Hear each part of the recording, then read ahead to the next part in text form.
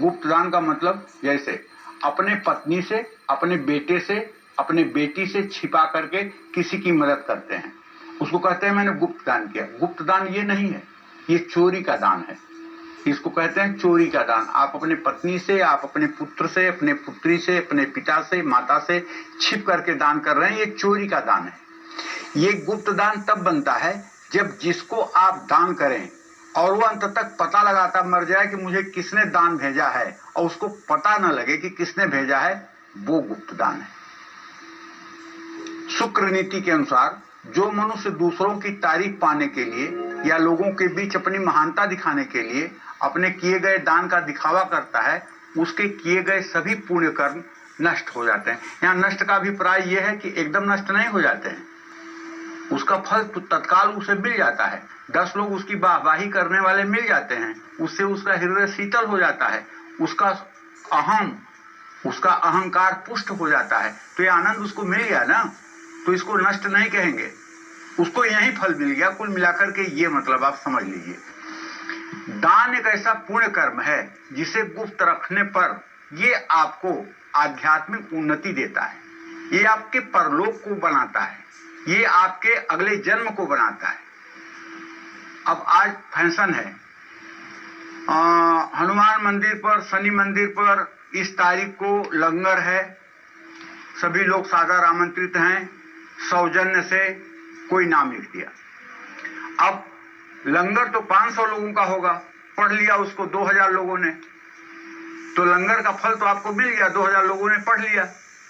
अगर वही लंगर आप सिर्फ ये लिखें कि यहाँ पर लंगर का आयोजन किया गया है, सभी श्रद्धालु भक्त सादर आमंत्रित हैं, और सौजन्य से किसी का नाम न लिखा जाए, और लंगर में अगर आप दिखें भी और आपसे कोई पूछे कि आपने तो वहाँ हनुमान मंदिर पर लंगर लगाया था शनिवार को, अरे नहीं भैया, मैं क्या लंगर लगाऊंगा, मुझे तो खुद के खाने के लाले पड़े हुए हैं। नहीं, मैंने आपको देखा था, आप हनुमान मंदिर पर लंगर में सेवा कर रहे थे। हाँ, वो मेरी इच्छा हुई कि नहीं कर पा रहे हैं तो कम से कम सेवा में ही योगदान दे दें। मैं सेवा में योगदान दे रहा था, आपने देखा होगा, तो मैं सेवा में योगदान दे रहा था। इतनी दैन्य भाव और विनम्रता से जब दान किया जाएगा तो वो दान अविनाशी बैंक में जमा होगा, और जब अविनाशी बैंक में जमा होगा तो आपके इस लोक परलोक दोनों को सुधारने वाला बनेगा। आपने जो भी दान दिया है उसे गुप्त रखेंगे तो ही उसका लाभ मिलेगा।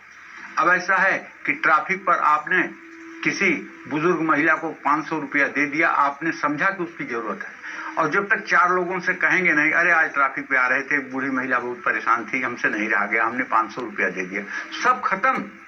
आपने 500 दिया, अब आपने बता लिया ना, अब ये खत्म बात। और अगर यही बात आपके जीवन तक गोपनीय रह जाए तो ये 500 आपके लिए 5 करोड़ का जो है अविनाशी बैंक में जमा हो जाएगा।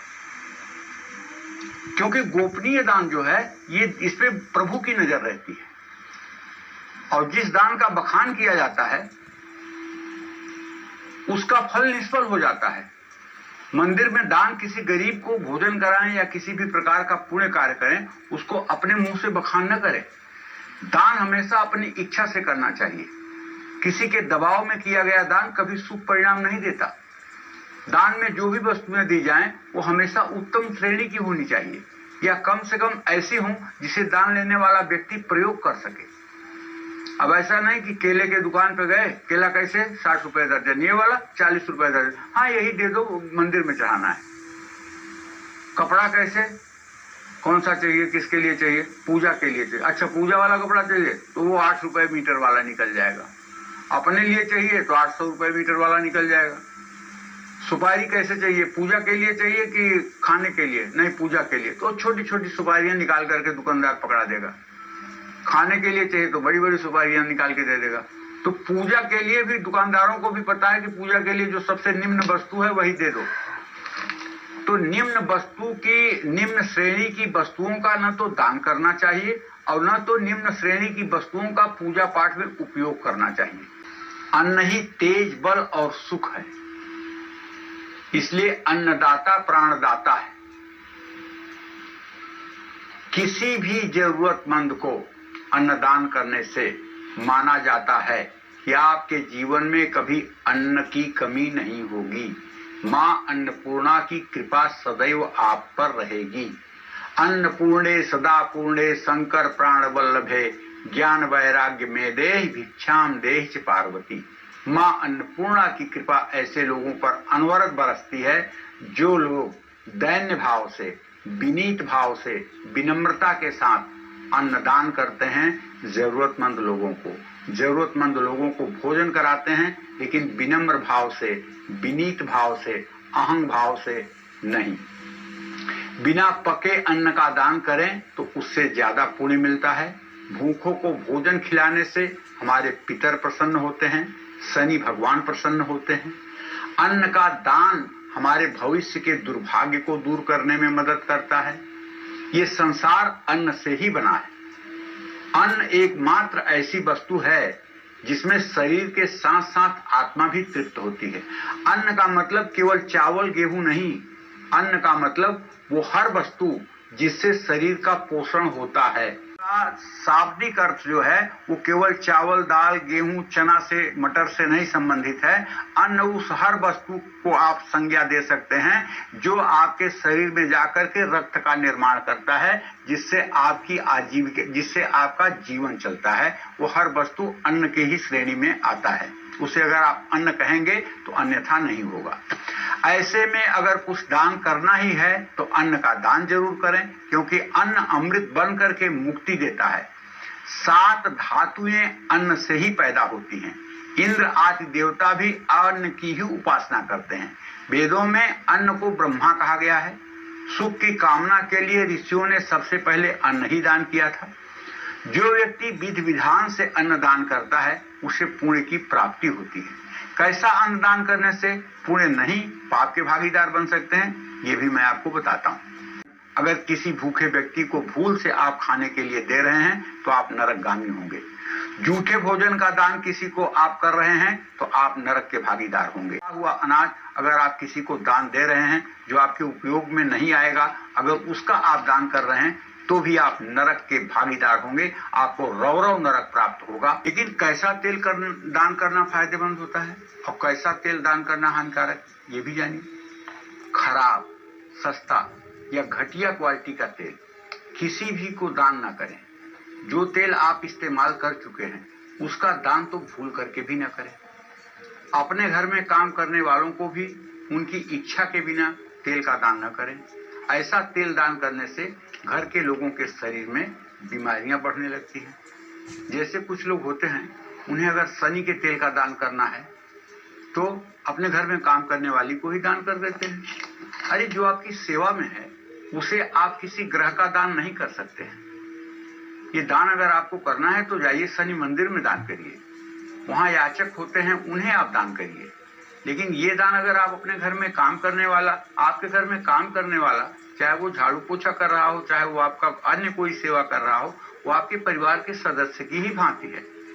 आप अपना ग्रह अगर उसके ऊपर उतारेंगे और उसका ग्रह लेकर के वो रोज आपके घर में आएगी तो उस ग्रह से आप बचे रहेंगे। नहीं देना चाहिए इस तरह का दान। जैसे बुध के लिए सब्जियों का दान बताया जाता है, बहुत लोग क्या होते हैं, अपने घर में काम करने वाली को ही सब्जी दान करने लगते हैं। नहीं, आप उनको दीजिए जितना देना हो, लेकिन दान के निमित्त उनको मत दीजिए, सहयोग के निमित्त दीजिए। दान के निमित्त मत दीजिए, किसी फल की इच्छा से मत दीजिए। बिना फल के इच्छा के आप उन्हें जो देना चाहें वो दे सकते हैं। घी के डब्बे डब्बे मंगा के दे दीजिए, सब्जियां महीने भर की मंगा के दे दीजिए, राशन महीने भर का भरवा दीजिए। लेकिन ये समझकर नहीं कि इससे हमें पुण्य मिलेगा, ये समझकर कि ये भी मेरे परिवार के जन हैं, ये भी मेरे परिवारजन हैं, इनका मतलब भरण पोषण अच्छे ढंग से हो, भगवान कृपा करेंगे, ऐसा समझ करके करना चाहिए। कैसे कपड़े आपको भूल करके भी दान नहीं करने चाहिए। कैसे कपड़े दान करने से आपकी परेशानियां कम नहीं होंगी बल्कि बढ़ जाएंगी। फटे हुए कपड़े किसी को दान न करें, चाहे वो उन कपड़ों में एक छेद ही क्यों न हो। घिसे हुए कपड़े किसी को दान न करें। घर में मृत रोगी व्यक्ति के पुराने कपड़े किसी को भूल करके भी दान न करें। अपने पुराने कपड़े दे रहे हैं जो सही अवस्था में है, उसको हमेशा धोकर दान करें। ये सब चीजें आपको ध्यान रखनी चाहिए, वरना दान का कुफल मिलेगा, खराब फल मिलेगा चाहिए। ऐसा करने से परिवार में कलेश बढ़ता है, संबंधों में दरार आती है। स्टील के बर्तनों का भी दान नहीं करना चाहिए। फटी हुई कॉपी किताबें भी दान नहीं करनी चाहिए। फटी हुई धार्मिक पुस्तकों का भी दान नहीं करना चाहिए। ऐसा करने से बनते हुए कार्यों में भी रुकावटें आती हैं। दान देने वाले लोग अक्सर गलत फैसले लेकर के जब दान कर देते हैं तो उसका दुष्परिणाम भोगना पड़ता है। हाँ, अगर आपको समय है और आप किसी ज्योतिषी से परामर्श ले लें कि आपको कौन सी वस्तु दान करनी चाहिए, कौन सी वस्तु दान नहीं करनी चाहिए, तो आपको सहयोग मिल सकता है।